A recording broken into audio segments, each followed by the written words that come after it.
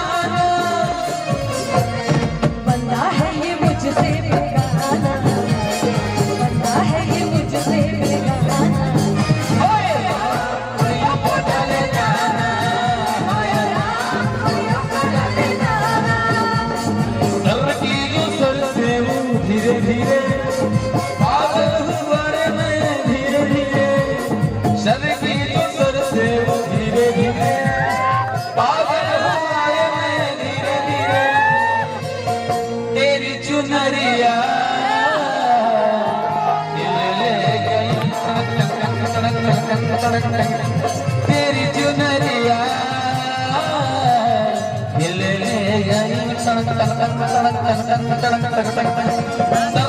जो सर से वो धीरे धीरे पागल हुआ रे मैं धीरे धीरे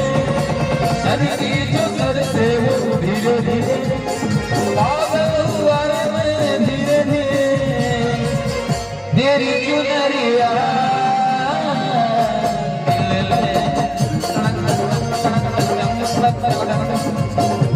तेरी बिंदिया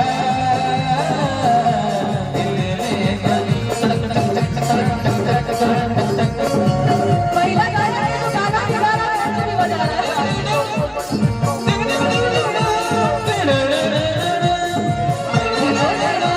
चिढ़ाता है सारी सारी रात जगाता है कोई हंसाता है दिल्ली दिल तो पागल है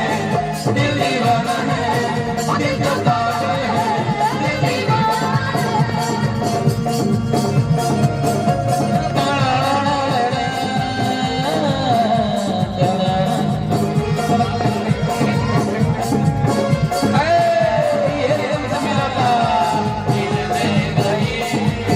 सांसद हो कि विधायक हो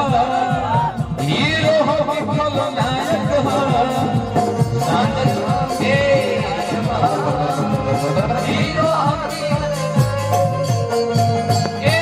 तने तुड़ तुड़ के आके के बाद हां भैया तने से ध्यान नहीं देवे के गा दिना